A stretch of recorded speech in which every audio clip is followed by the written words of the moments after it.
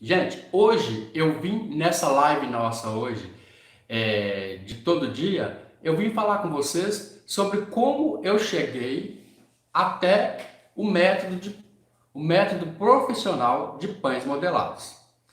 Bom, como todo mundo já me conhece, todo mundo sabe que eu sou mineiro de Sete Lagoas e eu nasci lá. E em Sete Lagoas, Minas Gerais, o que acontece muito nas casas é que geralmente a família nasce na casa e as avós ficam juntas. Então, na minha casa era assim: minha avó, mãe da minha mãe, morava na nossa casa, onde a gente morava, e a minha outra avó morava na casa dela, que era no fundo. Tudo isso no mesmo terreno, era a família toda completa e tal, né, gente?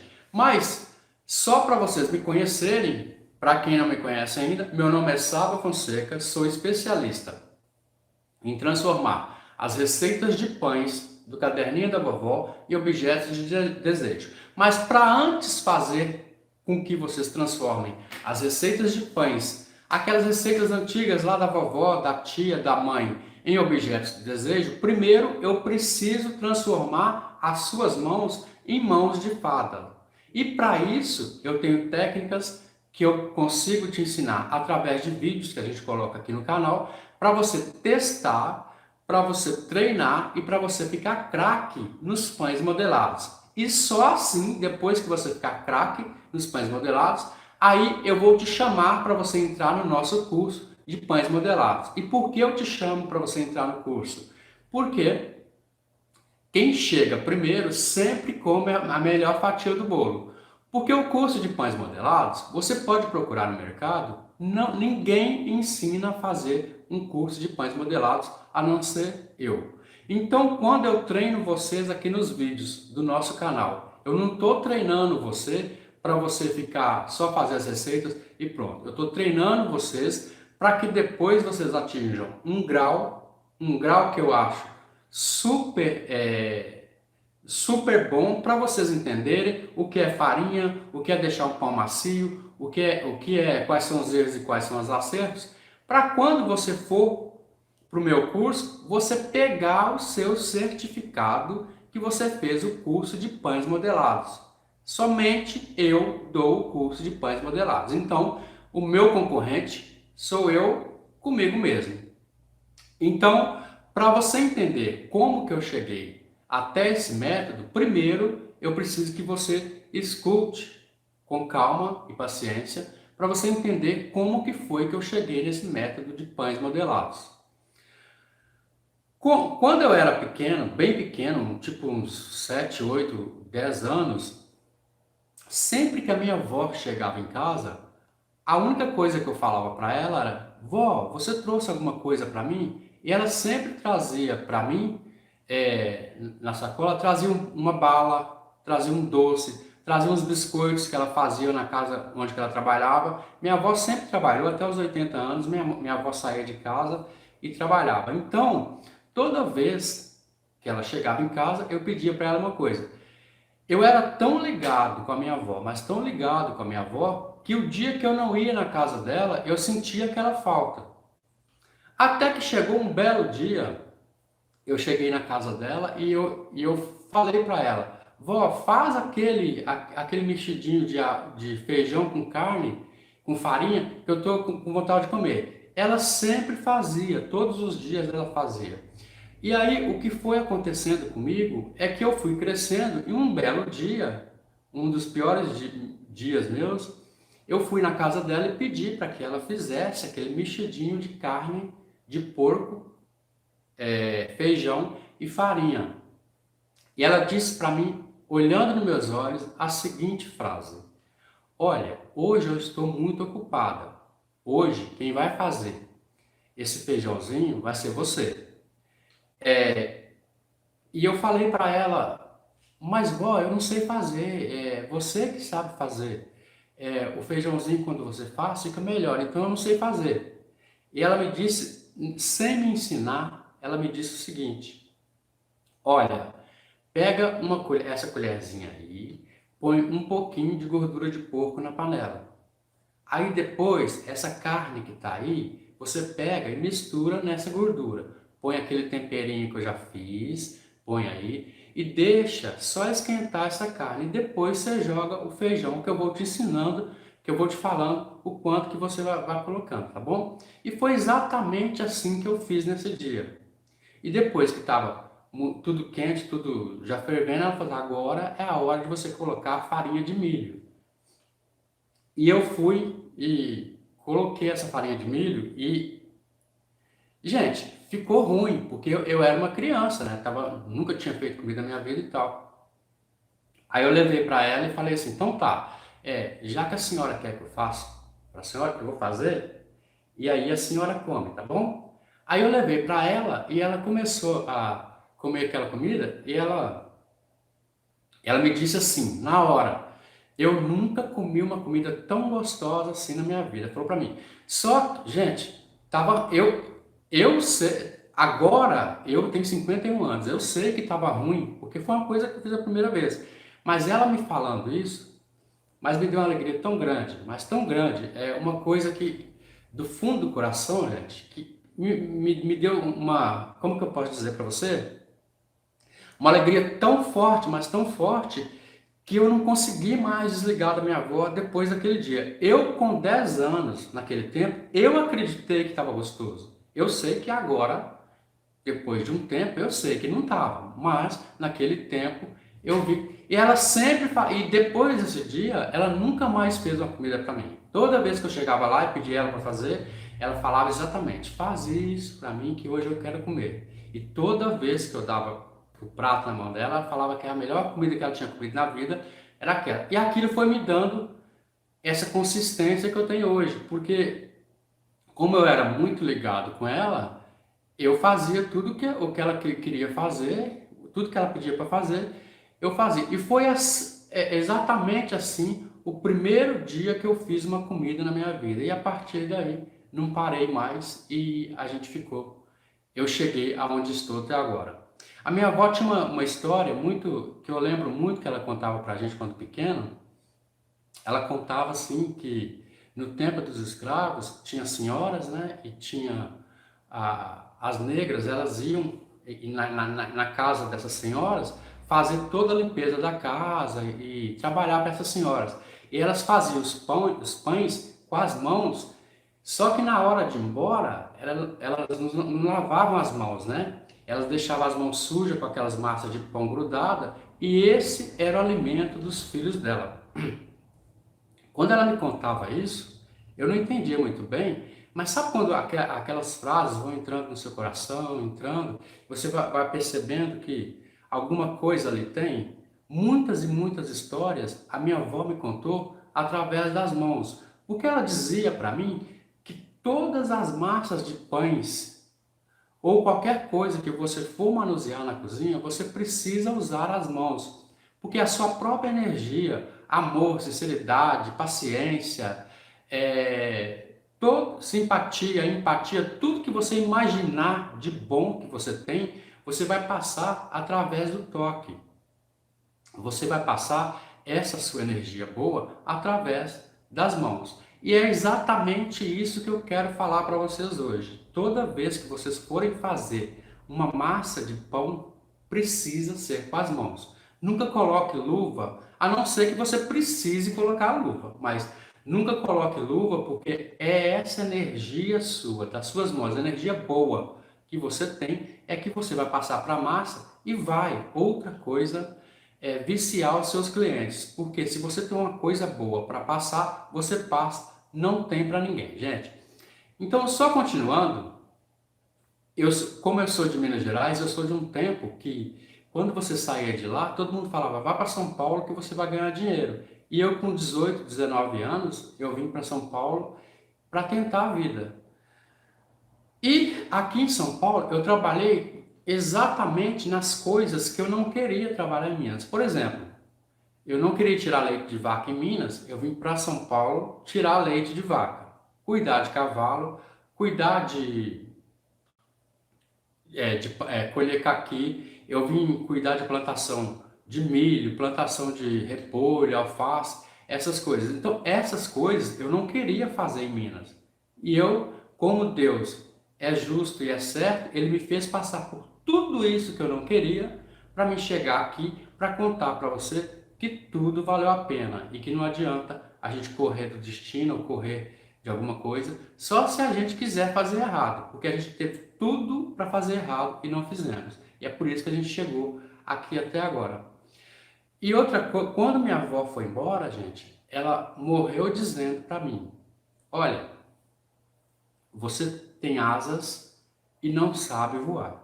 Você só vai aprender a voar quando você estiver caindo numa pirambeira lá embaixo, bem funda. Aí esse é o momento que você vai aprender a voar.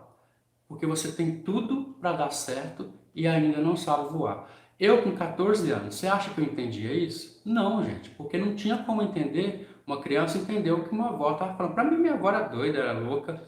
Ela falava para mim assim, ó, tenta pegar, ela dizia, tenta pegar essa farinha de trigo ou tenta pegar esses 10 reais e transformar ele em 20 reais. E eu falava, como que eu faço isso? Não tem como fazer isso.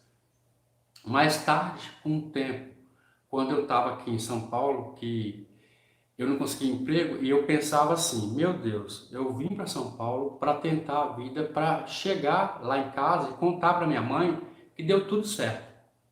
Só que agora eu vou precisar ir embora, sem dinheiro, sem nada. Aí eu vou chegar em casa e vou falar o quê para minha mãe? Eu vim para casa da minha tia e eu fiquei 3 dias na casa da minha tia porque minha mãe não queria mesmo que eu ficasse lá, né? Porque eu tinha 2 primas e eu era menino, né, da casa. E minha mãe falava que, olha, você fica na casa da sua tia até você arrumar um emprego. Assim que você arrumar um emprego, você vai e sai é, da casa dela e, sei lá, vai pagar aluguel, vai morar com alguém, sei lá, faz alguma coisa, mas não fica na casa dela. E eu segui o plano da minha mãe, porque também não era meu plano ficar na casa da minha tia, porque, gente, mineiro, eles são muito sinceros, eles não gostam muito de ficar empatando a vida das pessoas, sabe? Tipo, ficar na casa dos outros de favor e ficar fazendo um monte de coisa. Então, eu fiquei 3 dias na casa dessa minha tia e ela. E quando eu vi que eu não arrumava emprego, eu pensei em várias coisas. Aquela hora que você chega, põe a mão na cabeça e fala agora, terminou. Eu só estava com o dinheiro da passagem para ir embora, porque não tinha mais o que fazer. Você vai procurar emprego e você vai tentar arrumar de qualquer forma possível. Eu só vou pedir para você, você fica com esses 2 bilhetes de ônibus, aí você vai e volta. E aí, daí, se você não conseguir, você pega o seu dinheirinho que você tem para passagem e vai embora, porque não tem o que fazer, né? As últimas palavras que eu ouvi dela, que eu lembro mesmo, é que ela chegou no muro, ela era enfermeira, ela chegou no muro e falou para mim assim: olha, eu tô te dando essas 2 passagens, mas você não precisa me pagar. A única coisa que eu quero que você faça na vida é que você honre sua mãe e honre seu pai, porque eu preciso de ouvir isso de você. E quando você der certo na vida, você me conta. E aí, tudo que você fizer de bom, eu quero que você me conte, tá bom? E aí, gente, naquela época, eu com 19 anos, tá bom então, eu vou e procurei emprego em todo lugar que você possa imaginar em São Paulo. Eu com 19 anos, procurei emprego, não achei, não tinha como. Aí naquele dia, eu estava decidido mesmo a ir embora para Minas, contar para todo mundo que não tinha dado nada certo e que beleza, bora. Que a minha história seria outra e vamos tentar fazer uma outra coisa, sei lá. Vamos tirar leite de vaca, não tem problema. Já tinha tirado mesmo, né? Olha, e aí eu sentei na praça, eu fiz exatamente assim. Fiz assim, pensei, e agora? O que eu faço? Não tem mais o que fazer. Eu vou ficar aqui alguns minutos na praça sentado e eu vou resolver ir embora. E seja o que Deus quiser. Nesse momento, a minha avó senta do lado do banco. É lógico que minha avó não sentou ali. Meu cérebro projetou ela. E ela, com lenço branco na cabeça, Só que agora é o momento de voar. Você sabe por quê? Porque você está no fundo do poço, já chegou lá no fundo e você não tem saída. A única saída que eu vou te dar para você hoje, você olha dos lados para você ver que não vai vir ninguém e não vai te achar que você é louco. Segundo lugar, você olha para cima, agradece por tudo que você tem, tudo que veio até agora. Aí depois, se você quiser, você abaixa a cabeça, começa a chorar, chorar, chorar, gritar, gritar. Você chorando ou você rindo, a vida vai passar do mesmo jeito. Então, faça isso que você sai dessa. Ou então, você aprende a voar. Aí, quando eu olhei, ela já não estava mais. Já tinha ido embora. E eu abaixei a cabeça. Quando eu abaixei a cabeça que eu falei, fiz tudo que ela tinha pedido, sabe? Eu olhei para o céu, agradeci a Deus, porque tava tudo pronto, né? Eu tinha tudo. Eu só não estava feliz com aquele momento. E aí, quando eu abaixei, aí eu agradeci a Deus, olhando para o céu, eu abaixei a cabeça. Quando eu abaixei a cabeça, foi a primeira vez na minha vida que me deu vontade de chorar, gritar.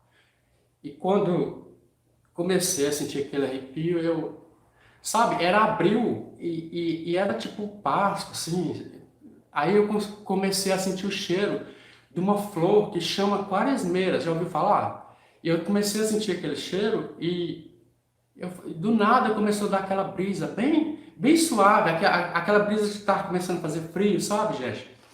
E aí eu escutei os passarinhos cantar assim, eu lembro disso como se fosse hoje, eu lembro o cheiro do dia, você acredita? E aí, quando eu fui ver,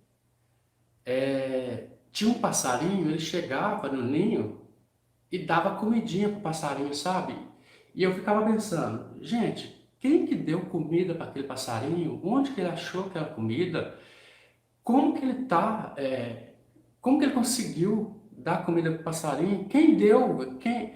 E eu comecei a pensar nisso. E aí, nessa hora, eu, eu parei a vontade de chorar, parei, falei assim, seja o que Deus quiser, vamos voltar para Minas. E chegando lá, eu conto que não deu nada certo e que ninguém vai morrer por isso. Vamos continuar. Quando eu levantei do lado esquerdo, saindo da praça, eu respirei fundo. Quando eu olhei para o lado, assim, tinha uma placa escrita: precisa de pessoas para colher caqui. Olha para você ver até onde vai o grau da pessoa. E tinha uma placa e eu bati palma lá e saiu uma japonesa. E eu perguntei para ela: olha, vocês estão precisando de pessoas para colher caqui? E ela disse para mim assim: sim, estamos precisando sim. Você quer trabalhar lá? Eu falei assim: tá, eu quero sim. E quando que você quer receber? Eu falei assim, gente, eu nem pensei em nada. Eu falei, de boa, tranquilo.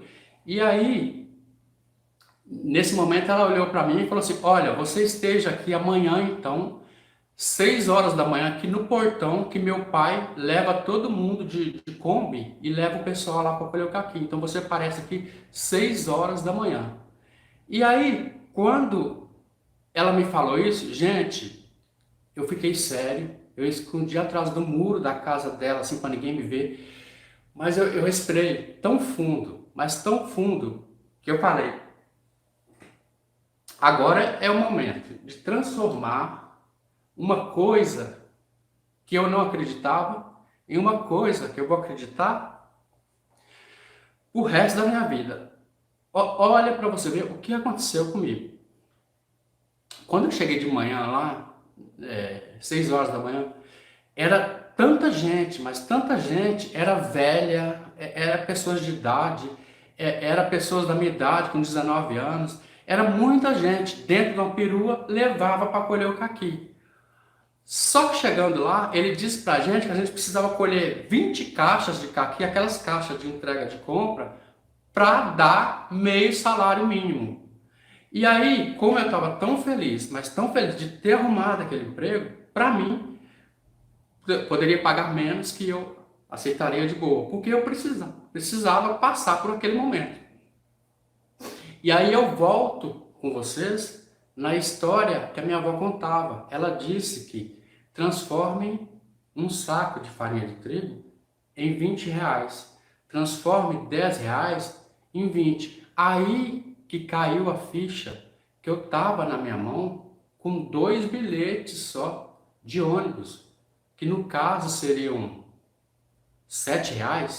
Eu transformei R$ 7 em R$ 500, que é o mês salário que eu ia receber lá. Pela primeira vez na minha vida eu entendi que a gente consegue transformar uma coisa em outra. Só depende da gente. E como que eu cheguei? Para contar tudo isso para vocês, eu precisei passar por tudo isso porque Deus permitiu. Agora, você imagina eu com 19 anos, sentado numa praça e alguém me oferece um curso de pão, ou me oferece uma apostila, ou me dá uma chance. Meu Deus do céu, se eu tivesse essa chance que eu tenho hoje, eu lá naquele banco de praça com 19 anos, minha história tinha mudado. Eu não sei se para melhor ou se para pior, mas tudo tem o seu caminho certo e tudo tem o seu tempo certo, né? Então, eu não posso falar, eu só tenho a agradecer. Primeiro, eu tenho que agradecer a Deus por tudo que Ele fez comigo, desde quando eu cheguei aqui em São Paulo até esse presente momento. E agradecer a vocês também de ter tanta paciência aqui comigo, de ficar falando pelos cotovelos todos os dias, né, gente? E aí, quando eu cheguei nesse emprego, que eu recebi o primeiro salário meu, que era R$ 500, que seria meio salário hoje, eu comecei a entender que eu precisava mais, precisava fazer um pouco mais, porque eu estava na roça, eu saí da roça de interior de Minas para vir para a roça de São Paulo. Não, eu não queria aquilo, eu queria uma outra coisa.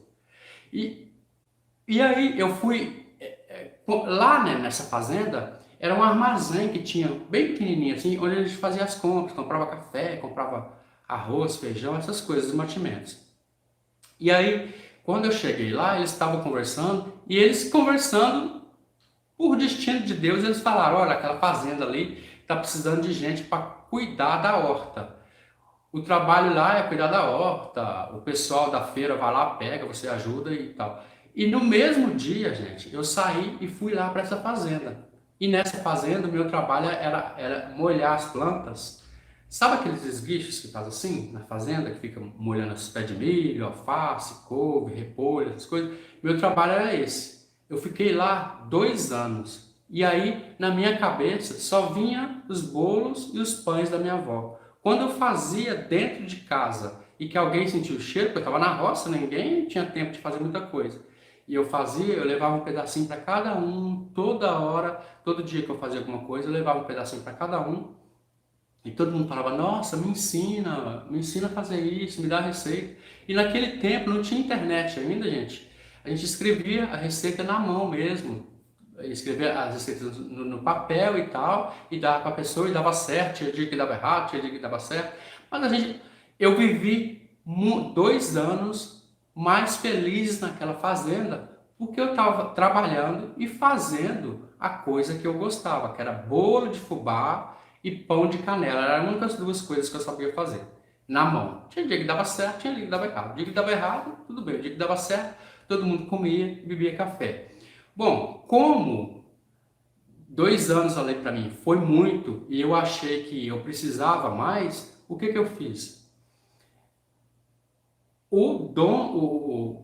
A pessoa que fornecia sementes das coisas para plantar naquela fazenda conversava muito comigo, e como eu não era muito de faltar no serviço e todo dia estava lá, ele me convidou para trabalhar com ele lá na semente. Aí eu fui, depois de 2 anos, pedi a conta ali, fui para lá. Só que lá não deu muito certo porque eu morava na casa dele. A casa dele estava em construção, ele ia casar e morar, então teve que sair. E foi aí que nessa cidade alguém me conheceu e me falou se eu poderia trabalhar na padaria. Foi aí que eu cheguei na padaria.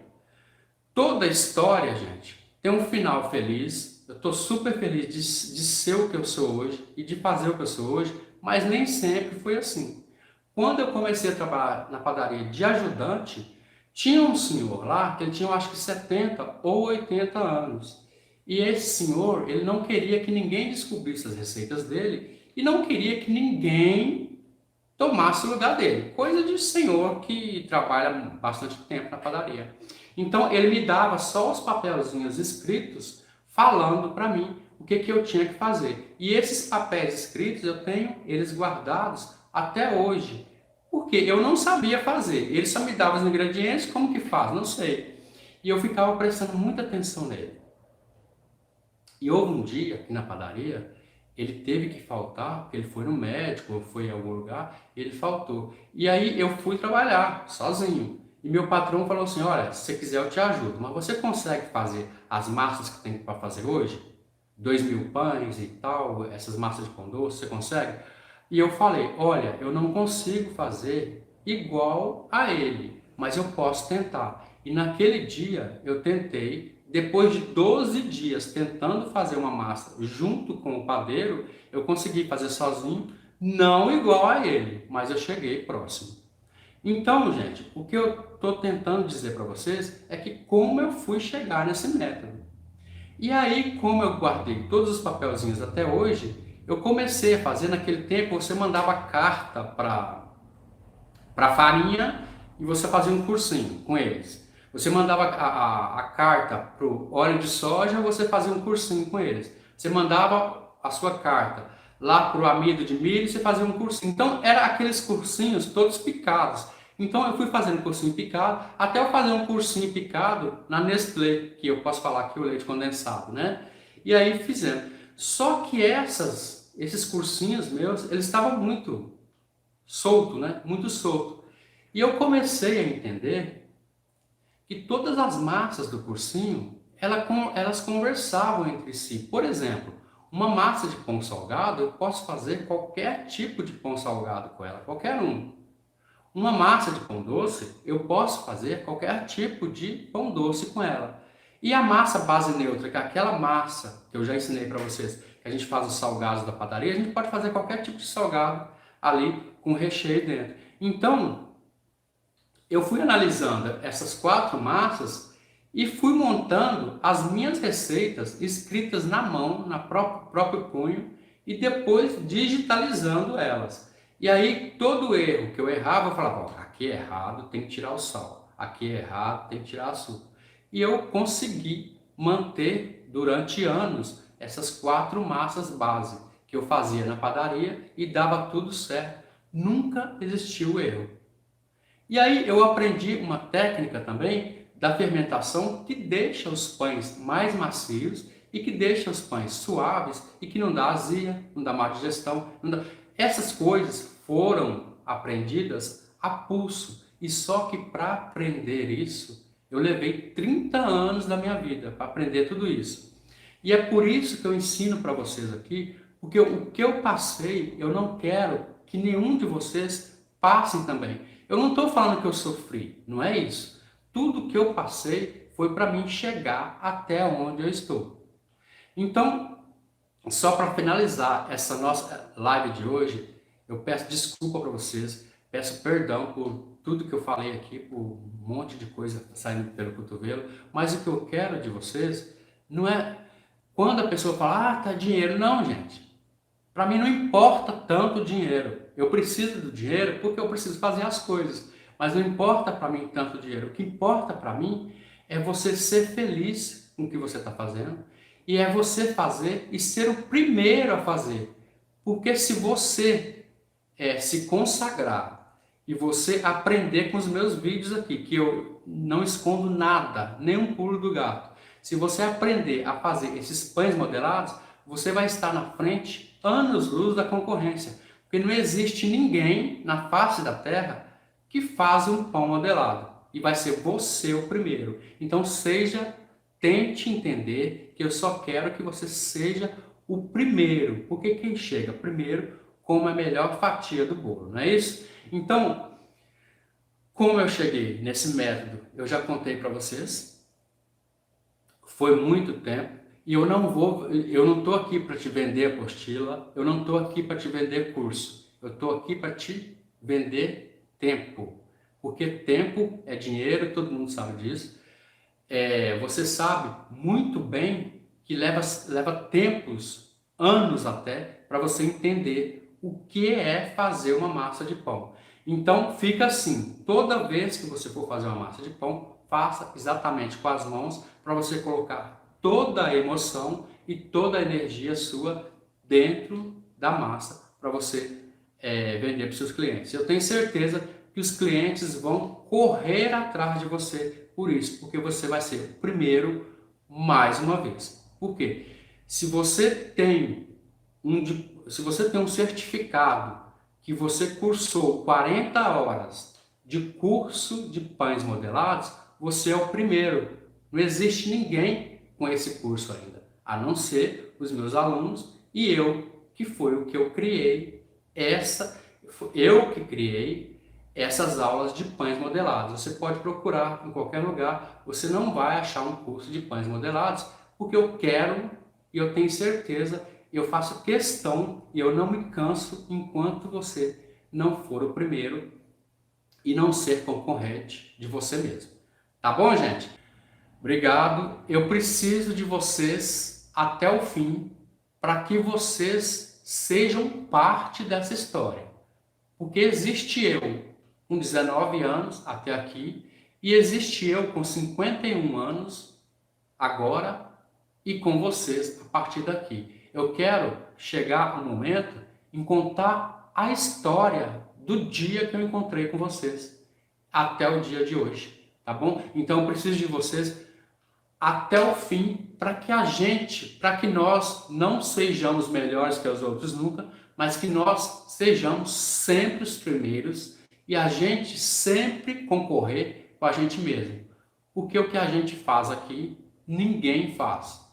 Eu sei porque foi eu que criei esse método de pães modelados. Por isso que eu falo com tanta razão e propriedade. E eu quero que você também faça parte desse primeiro lugar. Tá bom, gente?